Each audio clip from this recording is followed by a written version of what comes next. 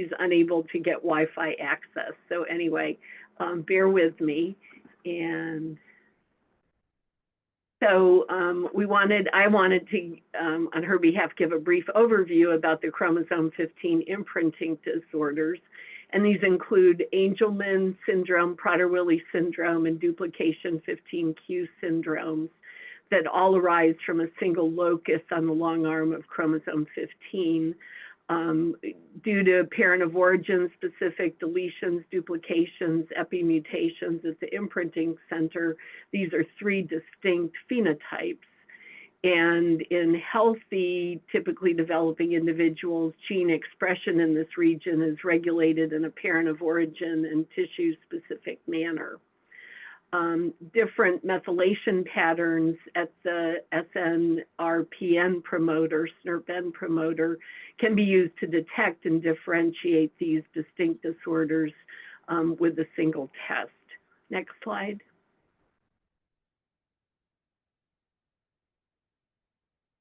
So, and the photos got reversed here. So the first section, the photos are patients with 15q duplications. But in talking about Prader-Willi syndrome, the 2 patients to the far right have Prader-Willi syndrome. And of course, with this condition, newborns present with severe hypotonia, resulting in significant feeding problems in the neonatal period. As they get older, and the feeding problems usually resolve in the first few weeks to months of life, but then some of the other behavioral manifestations occur, including hyperphagia. And there's other behavioral differences and intellectual disability. In the middle section are patients with Angelman syndrome, and this condition is characterized by more subtle, nonspecific delays in the first year of life, followed by a profound expressive language delays, intellectual disability, disordered sleep, and seizures. And then patients with duplications and triplications of the Angelman Prader-Willi critical region have a 3rd distinct disorder referred to as DUP15q that's characterized by hypotonia, developmental delay with difficult to manage epilepsy and autism spectrum disorder.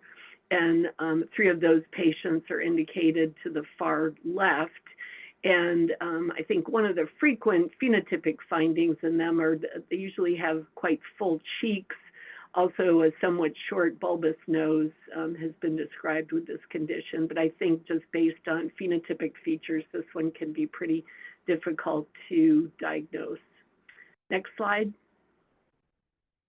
So families often undergo a lengthy diagnostic odyssey, and sometimes the diagnosis is not made until it may be too late for some of the existing as well as emerging interventions. The median age for the diagnosis of Angelman syndrome is 24 months, and for DUP15q, it's 36 months. There's been no significant change in the age of diagnosis over the last decade. And Prader-Willi syndrome tends to be diagnosed earlier because of the severe hypotonia. It's one of the first things we think about when we have a neonate with severe hypotonia. It's the next most common cause of neonatal hypotonia next to hypoxic ischemic encephalopathy. But even with that, about 20% of patients with Prader-Willi syndrome born in the last decade were not diagnosed until they were a year of age. So disparities in age of diagnosis for other rare conditions suggest children from under-resourced communities are likely to be diagnosed even later. Next slide. Existing therapies for Prader-Willi syndrome includes early institution of growth hormone, and it's recommended within the first few months of life to maximize not only the growth, height attainment, but also the lean muscle mass. The body mass index is improved, and there's some evidence that oxytocin treatment can be helpful to counteract some of the social and eating problems, especially in males with Prader-Willi syndrome. And there's other clinical trials that are ongoing for various treatments for Prader-Willi syndrome. Emerging therapies for Angelman syndrome, there are phase 1 and 2 safety and tolerability trials looking at potentially transformative antisense oligonucleotide treatments.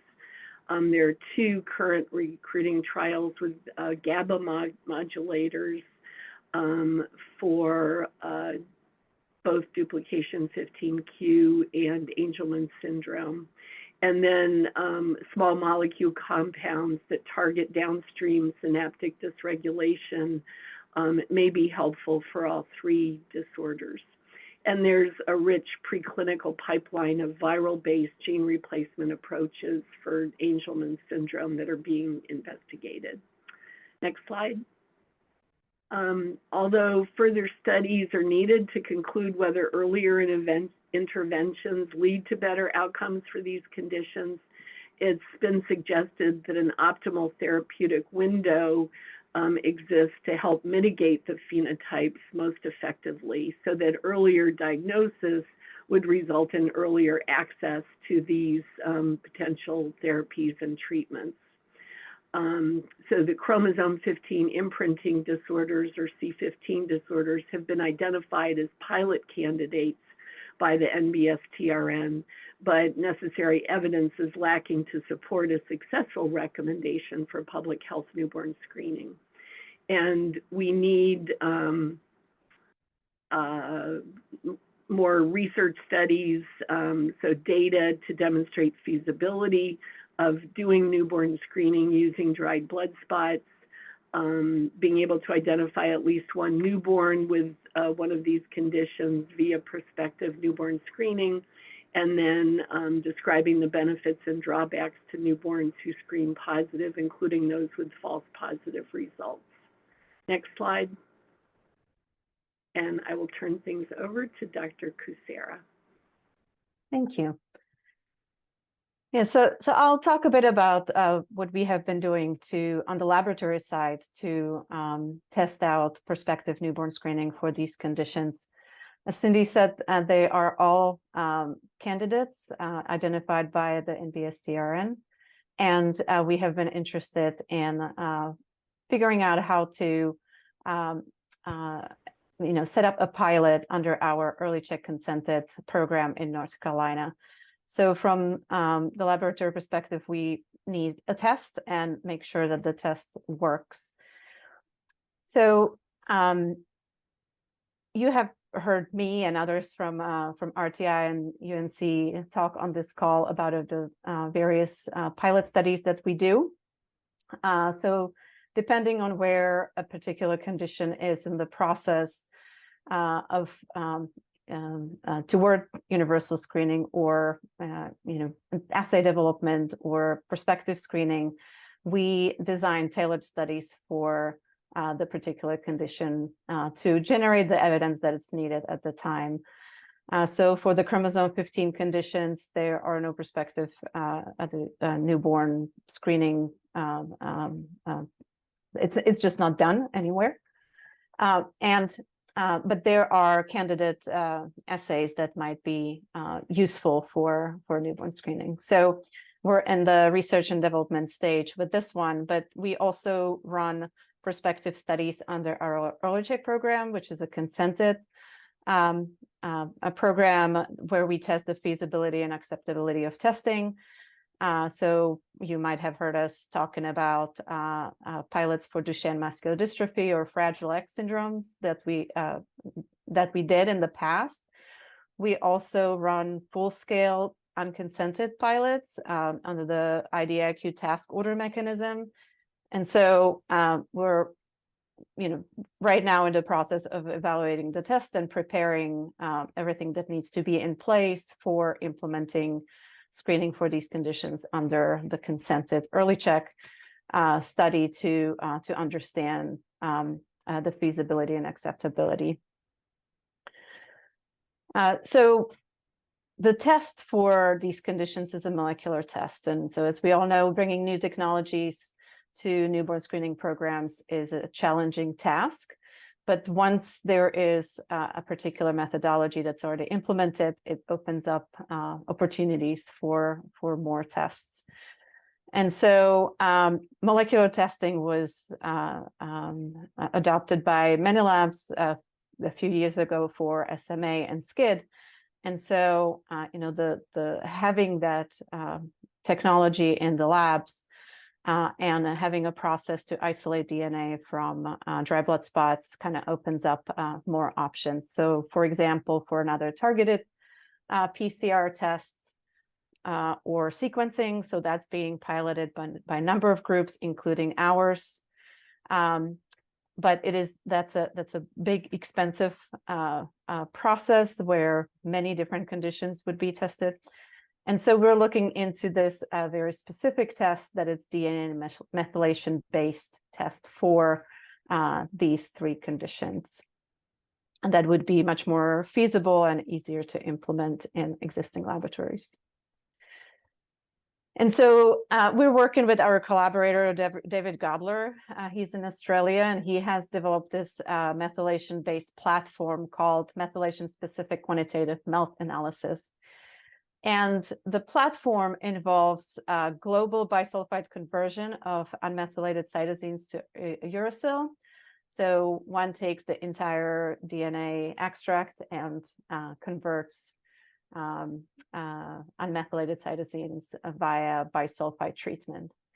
And so once that is done, you can target specific loci that have methylation signatures, and such as the locus on chromosome 15 that we're talking about. But it's not the only one. So it really depends on which locus one wants to target, and designing the right primers for the particular locus. So we're looking at a specific differentially methylated region in the promoter of the SNRPN gene. And this is a single locus where the expected methylation ratio is 50%. So one allele is expected to be unmethylated and the other one is expected to be methylated. And then one can measure the deviation from this expected methylation ratio.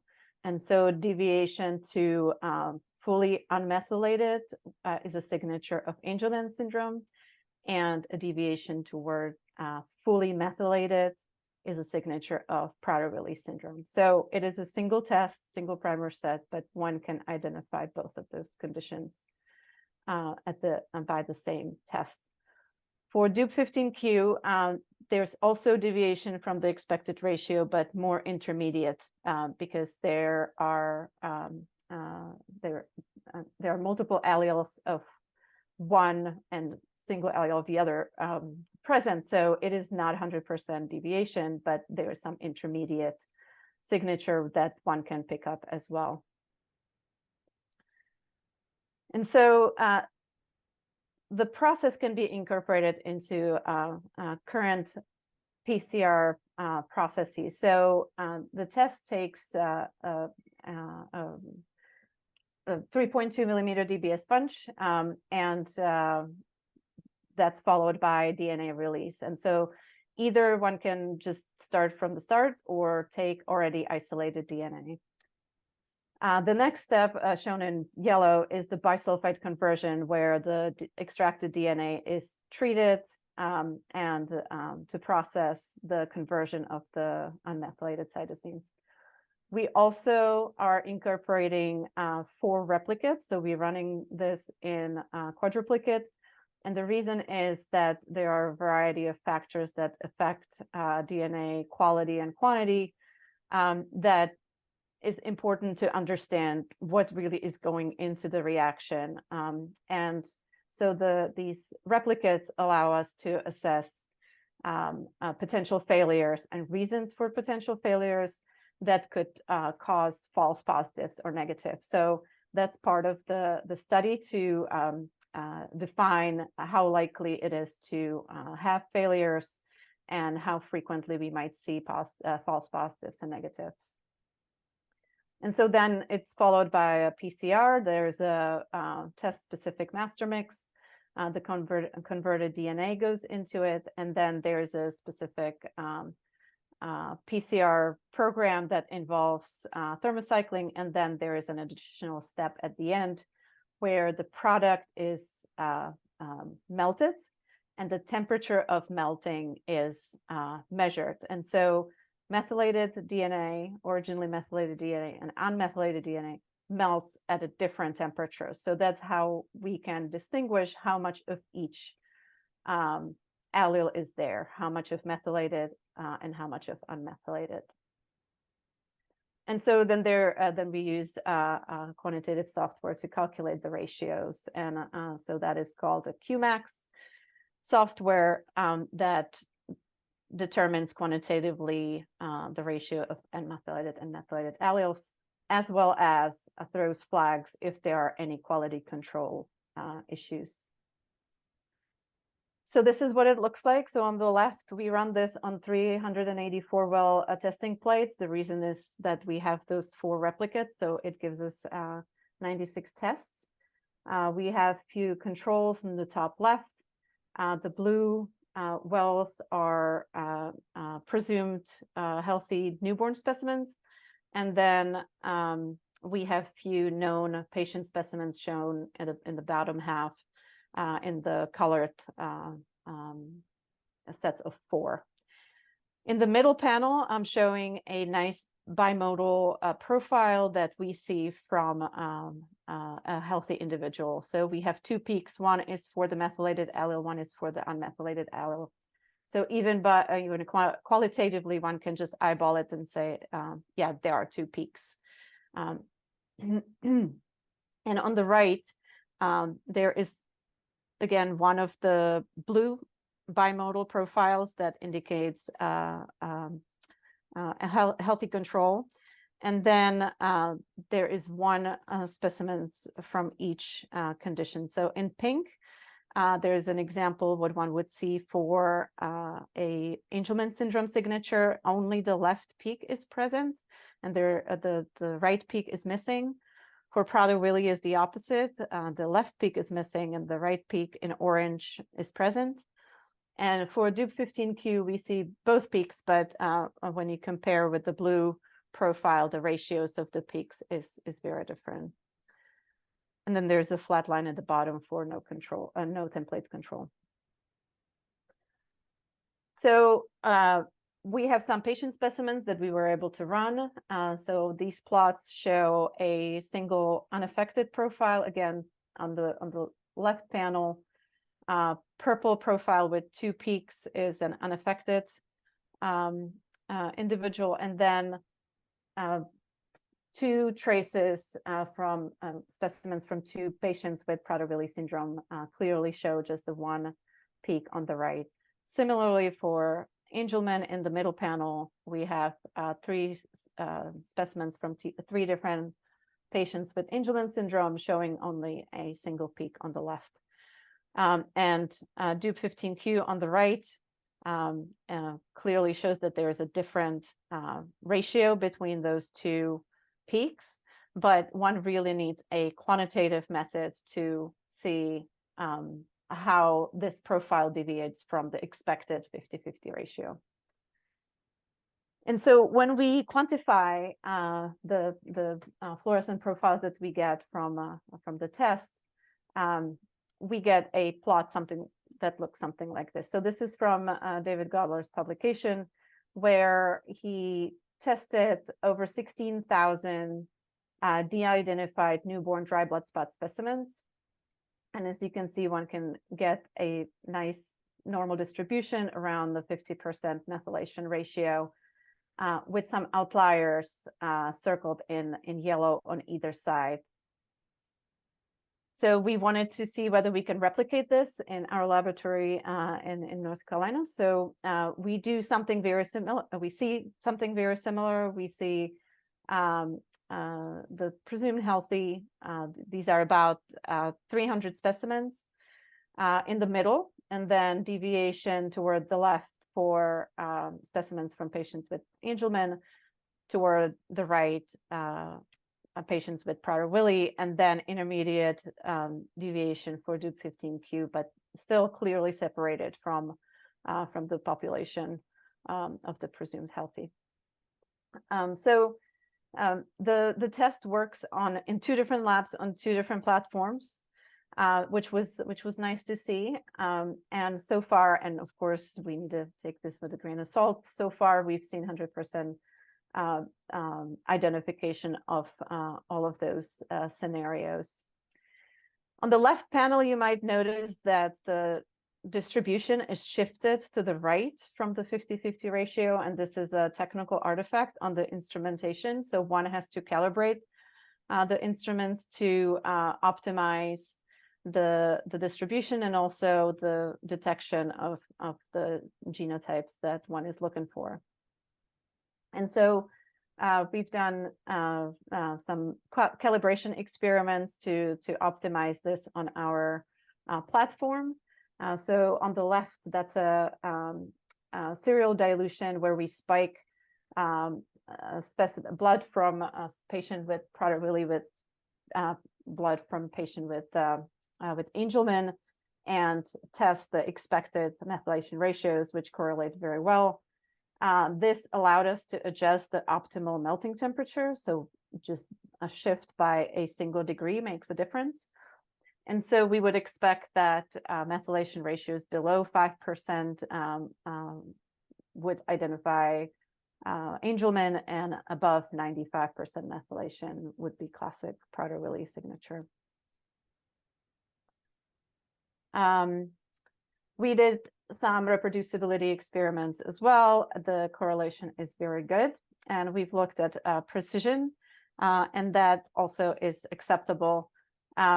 There's a bit of elevation of the percent CV for a couple of the Angelman specimens, and we think this is going to even improve after we rerun this on the recalibrated pipeline. So one important part is to consider how much DNA and what quality DNA is going into the reaction. So this is an example where we looked at total DNA input. The left panel shows 20 nanogram input, the middle is 10 nanogram input, and the right is less than 1 nanogram input. And as you can see in the first 2, one can see both peaks. So this is the same specimen, same blood sample, only diluted. And so we can see the 2 peaks for the 2 panels on the left, but once the DNA concentration is very, very low, the right peak gets completely lost. And so this would be evaluated as a Angelman signature, although it's a false positive. So it's really important to have some checks for not only concentration that one is starting with, but also after the bisulfite conversion, because there are multiple risks in the process. So suboptimal DNA, suboptimal bisulfite conversion, or suboptimal PCR amplification. So this is precisely why we're using the 4 replicates and to catch these kind of situations. And also the software accounts for potential pitfalls as well, and throws flags when any of these issues are detected. So just a summary of one might want to optimize with this test. So of course, DNA and reagent input to make sure that there's enough DNA, but also for affordability reasons to minimize the usage of reagents. We've compared a couple of DNA extraction methods, and it works in more than one, so that's really useful. One may want to optimize fluorescent threshold and the CT, and optimum melt temperature for the methylation profiles. And so also, automation is very, very helpful. for high throughput, not just the wet lab automation, but also data processing. So we've developed some automated data formatting and analysis pipelines. And that is it. So these are the credits for this part. There's a preparatory work before implementation that is funded by the 4 foundations on the right. So they are funding the lab assay evaluation and validation, as well as preparation of other components before launch of a prospective study under Early Check. And so we're seeking funding for the implementation. So if anyone would like to fund that, please let us know. And I will hand it over to Anne. Great, thanks, Kate. So, as Kate mentioned, we now have funding for our planning grant to get the assay validated and optimized for within our lab, as well as develop materials that will help us with a prospective pilot study of these conditions under the Early Check program. So I think many of you probably have heard of Early Check before, but as a reminder, and for those of you who don't, we just wanted to give a little overview of what Early Check is and where we are with the program and how we envision incorporating this next set of conditions onto the platform. So next slide, please. So Early Check is a research program that is run out of RTI International in partnership with several groups within North Carolina. And it's a program that is open for any birthing parent who gives birth in North Carolina. And some families who live in South Carolina but still give birth in North Carolina are also eligible. And biological mothers can go in and sign up their babies for Early Check prior to giving birth, as long as they are within the 2nd trimester, up until the baby is 1 month old. And that time frame is designed specifically to help us reduce the chances of having a parent sign up and then miscarrying the child, and also to make sure that the conditions that we identify have the greatest chance of being identified prior to symptom onset. So all mothers will receive the opportunity to sign up after their dried blood spot has been received at the North Carolina State Lab through a letter that's sent to them. But mothers can sign up ahead of time, again, before their baby's born, as long as they're within that time frame. And one of the bonuses about this program is that we don't have a requirement for additional blood spots. So we use the state collected dried blood spot, and as long as there's enough sample needed, we're able to use that same blood spot for the Early Check programming. Okay, now next slide.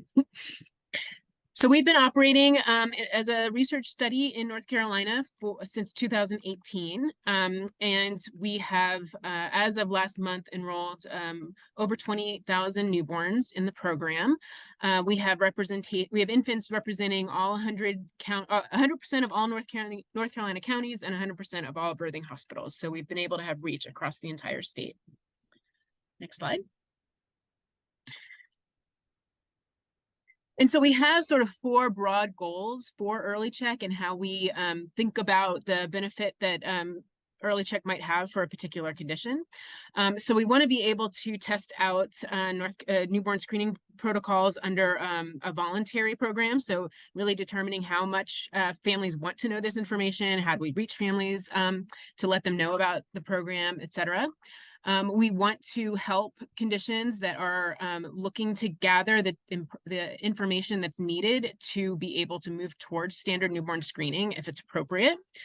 We want to have a platform by which we can assess outcomes for infants who are screen positive. We know many of the conditions that Early Check is focusing on aren't diagnosed until much later, and so we only know about the impact of those families who have been through a diagnostic odyssey. And then we want to be able to contribute to long-term research on the conditions and thinking through a future in which we are able to offer statewide voluntary panels for conditions that may not meet the threshold for a RUSP condition, but still could benefit from earlier diagnosis. So I lead the follow-up core task of the Early Check, and we have sort of 4 core mission statements around what we want to be able to provide for families. So we want to make sure that all families that go through the Early Check program and receive a positive result on our screening get appropriate and timely access to comprehensive diagnostics.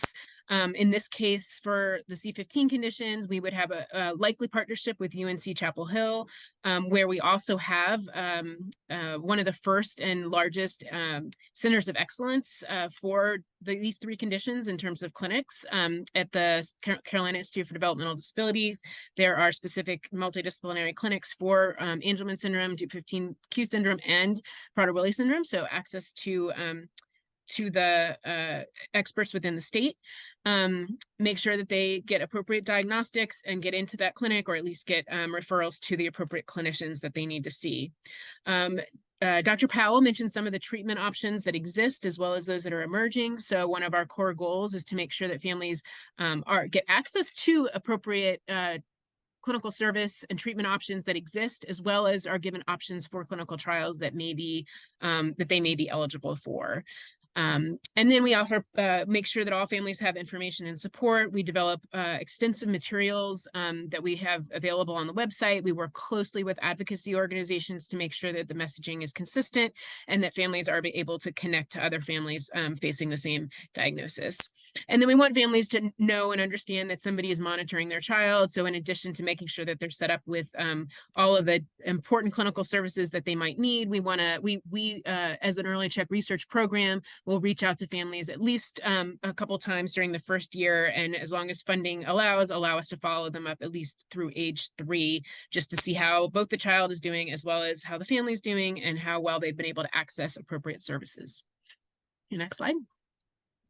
So Early Check is a large collaborative project. So RTI is the primary funded organization that's leading this. We have a newborn screening laboratory on campus, and our lab staff works very closely with the North Carolina Laboratory of Public Health to obtain the blood spots. And then we also have close partnerships with 3 of the larger clinical university programs in North Carolina to make sure that we have access to high quality clinical care across the state.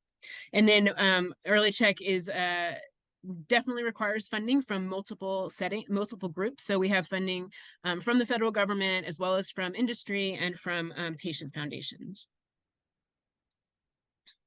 So just so far, what we've been able to do and what our pipeline looks like. So we started Early Check with 2 conditions. We screened for spinal muscular atrophy as well as Fragile X syndrome. And we had an option for families who signed up for Early Check originally as to whether or not they wanted to also find out about premutation status for Fragile X. Spinal muscular atrophy, as you all know, was transitioned to the RUSP and is now being screened for in most states. Fragile X is likely not to make the RUSP, but is an example of a condition that we believe would have benefit from voluntary newborn screening. And then we just completed a pilot of Duchenne and related muscular dystrophies. And then we are getting ready to launch a new set of conditions. This will be genome sequencing for early onset actionable conditions, as well as a additional voluntary panel for parents to choose that would have less actionable pediatric onset conditions, but those that would still potentially benefit from early diagnosis. And then we're also testing the possibility of looking at polygenic risk scores for type 1 diabetes. And so all of that is about to get started here, and we'll be working on that for the next few years. But in the meantime, we are thinking ahead. And so chromosome 15 imprinting disorders is one of the set of conditions that we're hoping to move under Early Check in the next year or so. And then we also have several other sets of projects in our pipeline, including CCMV, lysosomal storage disorders, as well as a multi-omics project. Next slide. So again, we've enrolled up to about 28,000 newborns up to up to this point, we've identified 3 babies who had SMA. We had 6 babies identified with Fragile X syndrome and 50 with the pre-mutation, for which we return results. We had another 40 for which we did not return results. And we had 2 babies identified with Duchenne muscular dystrophy and another with a neuromuscular disorder that had benefited from the earlier diagnosis. And so we are in constant evaluation of our program and thinking of ways to improve it. We have conducted project sub-studies and published on the evaluation of our electronic consents, our return of results procedures, and telegenetic counseling, in our follow-up program, and have really so far found that all of our processes are acceptable to families, and that we have we have become a trustworthy and supportive resource.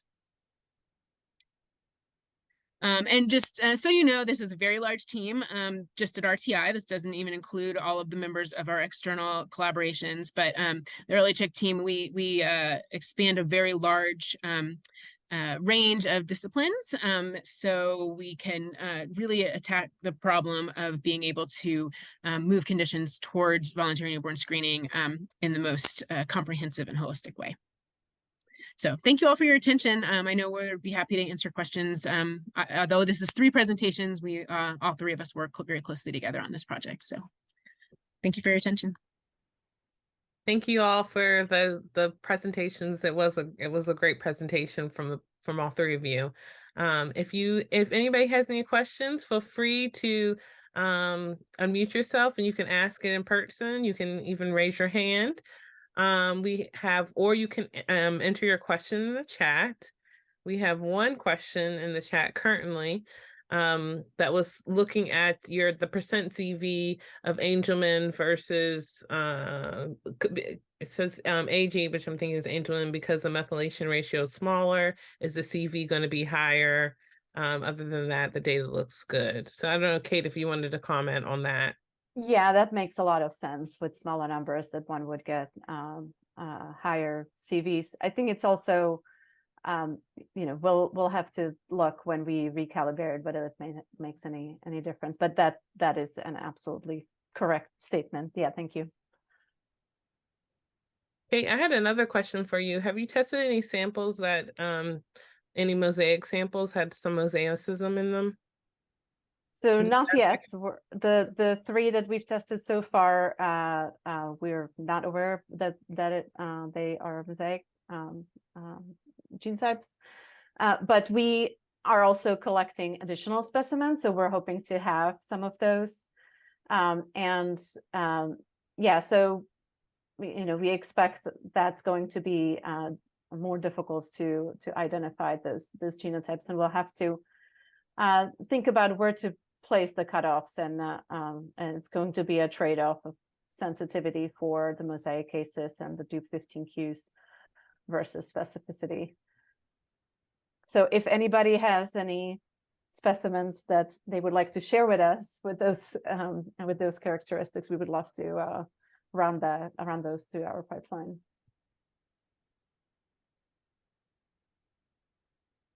Do you have any other questions from the audience? This is Sharon. I have a question for Anne.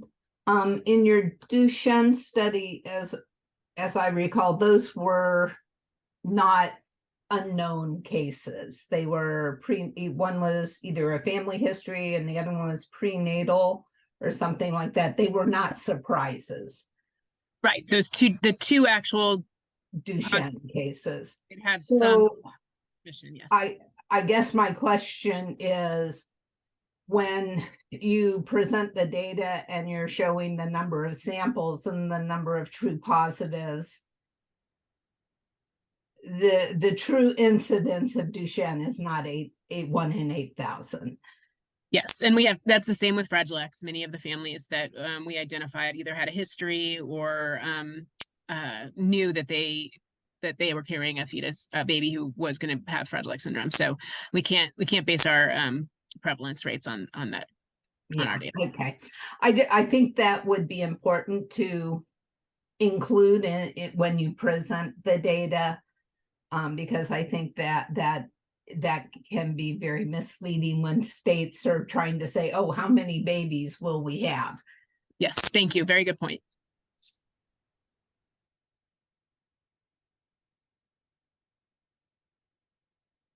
There was an I think a month ago, last month, we heard from May Baker. She presented on a method. It was a analysis where instead of using this, she was doing melting curve instead of the process that you guys are doing, Kate.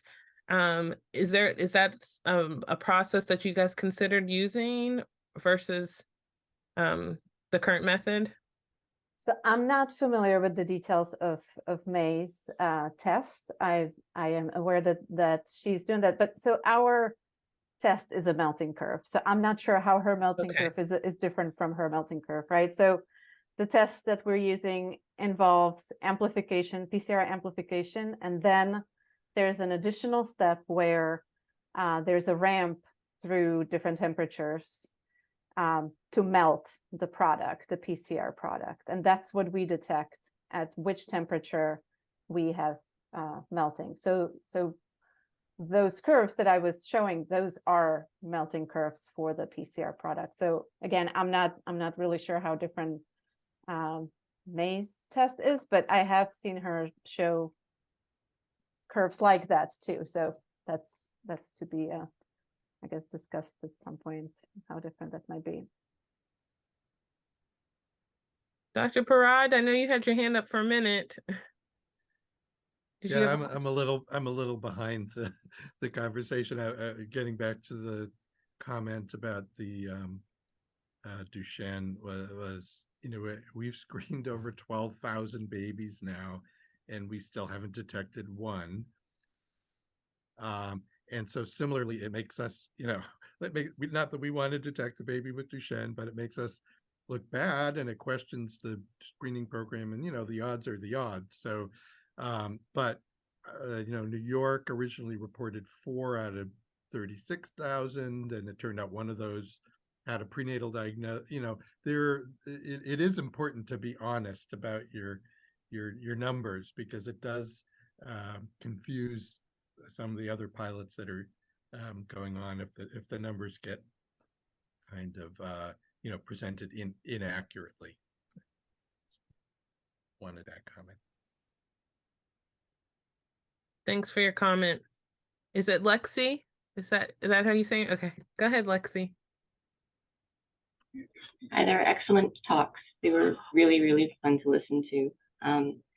I have a couple of sort of more technical questions about the high-res melt that you were doing, because we were exploring using high-res melt to look at 2 specific pathogenic variants in our population. And if you take a look at the diagrams that you have up there, sort of the gray traces that are in gray that represent all the other normals on the plate, and then you have nicely highlighted the ones that we should pay attention to. When I was trying to figure out how to get the analysis to work at the bench level and to sort of streamline things for the text, I was having a difficult time, I suppose, finding a really good way to write that protocol to identify, okay, this is an abnormal, this isn't. Have you found any automation solutions, coding solutions? Just like, what's your experience in that? Yeah, that is definitely a challenge. So the graphs I showed were qualitative, nice things to look at. We use align fluorescence for the quantitation. And we found out that we have QuantStudio Pros in our lab, which are different from David Godler's, who developed the test as well as the analysis. And so there definitely were some hiccups with translating the data analysis from one platform to another. So that's something that you might want to look at the paper. I don't know if you caught the reference there. I'm happy to share that if you'd like. That's where he describes the analysis, but the software is proprietary partially. So I would actually recommend you talk to him about what what information is available, what's not. So the aligned fluorescence, that's the output that we use for the Aligned quantification. Thank you. And I can look back at the recording to see if I can find that paper. That's lovely. The other question was, before you move on to the PCR step, are you quantifying the eluted DNA and then diluting to standardized? No? Yeah, no, we're not, because we are quite aware that this is not possible on a large scale. So we're not quantifying anything. But the 4 replicates, those are technical replicates. So 2 are diluted and 2 are not. So we generate replicates before the bisulfite conversion and then after. So to get a sense of how efficient the bisulfite conversion was, because there is some loss of DNA in that process. And so this is an automated way to avoid having to quantify each well of DNA. Yeah, I like that. It's a really elegant solution there. Thank you. I'm done. Bob. You Hi, have a Jennifer. question? Hi, Hi, Bob. Yeah, I'm just curious. This may be kind of a dumb question, but would are the patterns that you're seeing in your analysis of affected individuals, are those going to remain consistent across the lifespan? Is there any change with respect to age and perhaps other variables that would change that? So every time I hear this is probably a dumb question that makes me concerned, because those are usually really smart questions. I'm not aware that there would be a change. That's DNA is DNA, and the methylation is quite stable. But if there's anyone who wants to correct me. I was just kind of wondering, because the methylation does vary with respect to the location of the cell in the particular tissue. Is that right? Oh, so for imprinting for this, it is while the effects are in the brain, the methylation and the imprinting signatures are also present in blood, and so imprinting is stable over a lifetime. There are some other causes of differential methylation, exposure and so forth, which are not as stable, but imprinting remains stable over a lifetime. Okay, thank you.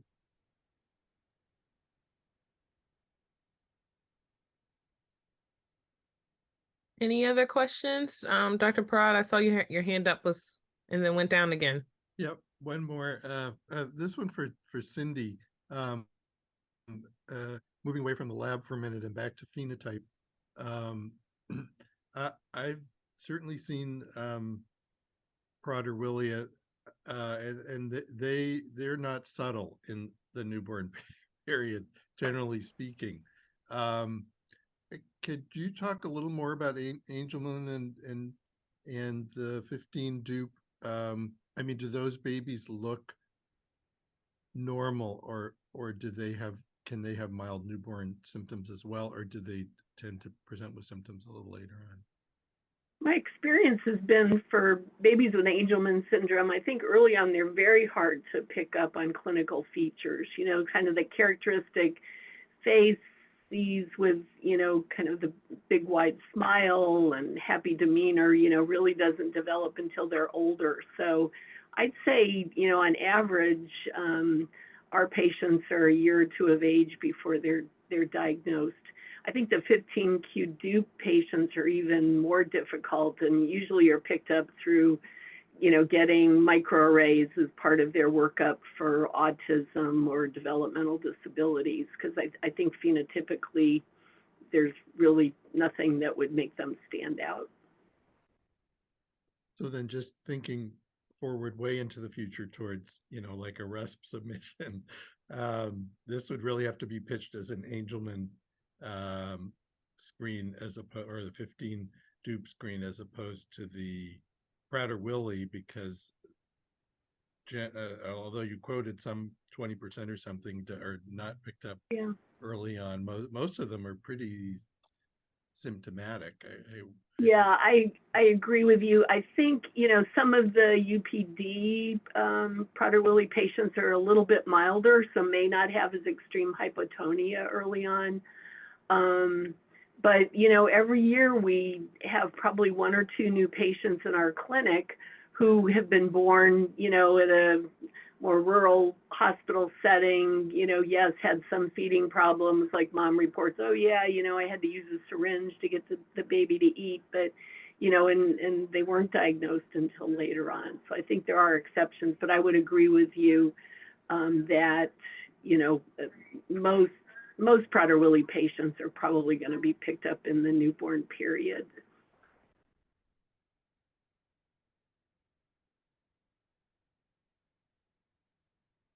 And yeah, I think the pitch, I mean, for Prader-Willi, it's more straightforward in that, you know, FDA approved growth hormone treatment is pretty standard, and I think is very helpful, you know, when started early, as other emerging treatments, and certainly for the other conditions, you know, hopefully are found to be effective, then that will, you know, increase the chances of potential consideration, at least for the RUS. But I think we have a ways to go with that.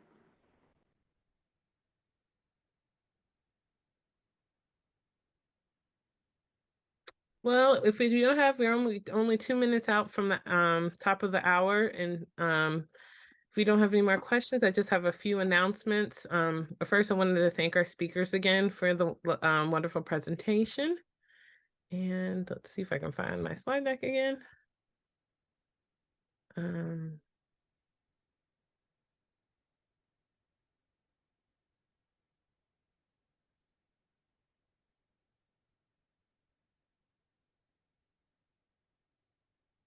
So next month we will have a presentation from Dr. Godler. He'll be presenting on November 2nd. This change is due to the ACHD&C meeting on the epigenetics newborn screening program assessed in 100,000 Australian infants. So we'll hear a little bit more about the assay again next month. And lastly, I want to invite anybody that has anything to submit. We do have to contribute to a special issue at the International Journal of Neonatal Screening. The guest editors are Dr. Amy Brower and Dr. Ki Chen from MBS-TRN. And the issue will be called A Lifespan Approach to Health and Well-Being, Leveraging Neonatal Screening Efforts in Advocacy, Academia, Research, and Clinical Care. And the deadline for this is at the beginning of next year, January 31st, 2024. So if you need more information on that, please send me a message and I'll get you the information that you need. This slide just gives you some of the themes of the issues and some of information for if you're interested in submitting. So neonatal screening has the population-wide potential to improve health and well-being of individuals through their life. In the United States, over 3 million newborns regarding their parents' geographical location receive screening for conditions that benefit early identification and intervention. So the special issue and innovative efforts for communities who are helping to charter a course towards the use of lifespan approaches with the goal of assuring the best possible outcome for all newborns, their families, and their communities. So with that said, I would like to thank everybody again for joining the meeting today, and we will see you next month, November 2nd. Thank you.